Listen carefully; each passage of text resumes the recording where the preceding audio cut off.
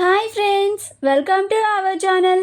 భానుమతి మా ఇంటి Mahalakshmi serial next ఎపిసోడ్లో ఏం జరగబోతోందో ఈ వీడియోలో చూసి తెలుసుకుందాం.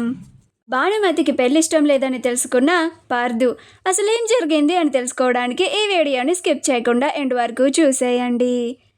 శక్తి భానుమతి మాటలు వినగానే చాలా ఆశ్చర్యపోతుంది.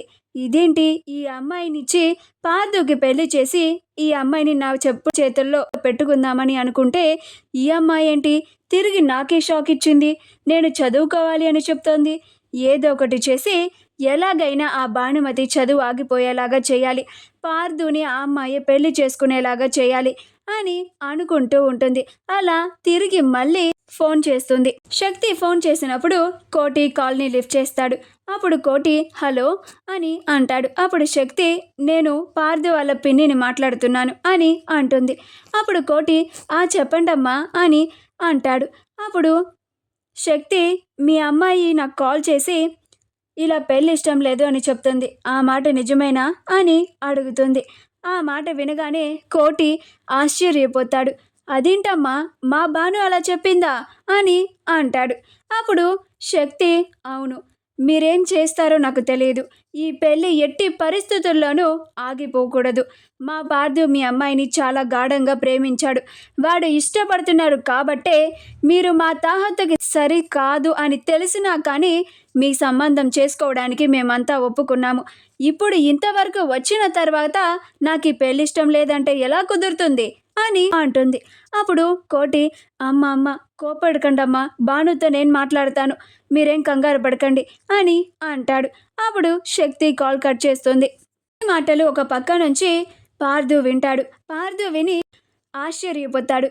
ఇదేంటి, బస్సమ్మాయికి ఈ పెళ్ళి ఇష్టం లేదా అని అనుకుంటూ చాలా బాధపడుతూ ఉంటాడు. బస్సమ్మాయి నాకులానే నన్ను ప్రేమించింది అని అనుకున్నాను, తను కూడా నన్ను ఇష్టపడింది అని భ్రమపడ్డాను. ఆ బసమ్మాయికి నిజంగానే ఈ పెళ్ళి ఇష్టం లేదు అని నాకు ముందే తెలిసి ఉంటే నేను ఈ పెళ్ళిని ఇంత దూరం తీసుకొచ్చేవాడినే కాదు అని బాధపడుతూ ఉంటాడు.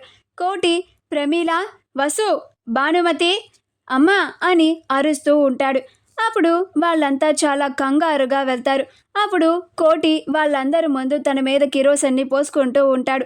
అది చూసి వాళ్ళంతా చాలా కంగారు పడిపోతూ ఉంటారు. అప్పుడు ప్రమీల ఏంటయ్యా ఇది అని అంటూ ఉంటుంది. అప్పుడు భానుమతి నాన్న ఆగు నాన్న, ఏమైంది నాన్న, ఎందుకు ఇలా చేస్తున్నావు అని అంటూ ఉంటుంది. అప్పుడు కోటి నేను ఇలాగా చచ్చిపోతేనే కానీ నువ్వు ఈ పెళ్ళిని చేసుకోవేమో అని అంటాడు. అప్పుడు ప్రమీల అసలేమైందయ్యా అని అంటుంది. అప్పుడు కోటి చాలా ఆవేశంగా వెళ్ళి ఇలా ఉన్న కట్టెని తీసుకొని వచ్చి చెప్పు భాను, నేను చనిపోయిన తర్వాత ఈ పెళ్ళిని చేసుకుంటావా అని అంటాడు. అప్పుడు ప్రమీల ఏమైందా అసలు అని అంటుంది. అప్పుడు కోటి ఇది ఆ విశ్వనాథం గారి ఇంటికే ఫోన్ చేసి మరి నాకు ఈ పెళ్ళి ఇష్టం లేదని చెప్పింది అని అంటాడు. అప్పుడు భానుమతి ఈ విషయం నాన్నకి ఎలా తెలిసిందా అని ఆశ్చర్యపోతూ ఉంటుంది. కోటి చెప్పు భాను, నేను చనిపోయిన తర్వాత ఈ పెళ్ళిని చేసుకుంటావా, నా చావుని చూస్తే అయినా నువ్వు ఈ పెళ్ళికి ఒప్పుకుంటావా అని అంటూ ఉంటాడు. ఇప్పుడు భానుమతి ప్లీజ్ నాన్న, నువ్వు ఇలా చేసుకోకు, నేను ఈ పెళ్ళి చేసుకుంటాను అని అంటుంది. అయితే ఇప్పుడు వెంటనే ఆ అబ్బాయికి కాల్ చేసి నీకు ఈ పెళ్ళి ఇష్టమే అని చెప్పు అని అంటాడు. అప్పుడు భానుమతి అలాగే నాన్న, నువ్వు చెప్పినట్టే చేస్తాను అని అంటుంది. అప్పుడు కోటి వెంటనే పార్థుకి కాల్ చేస్తాడు. అప్పుడు పార్థు హలో అని అంటాడు. అప్పుడు భానుమతి హలో జీబాబాయ్ అని అంటుంది.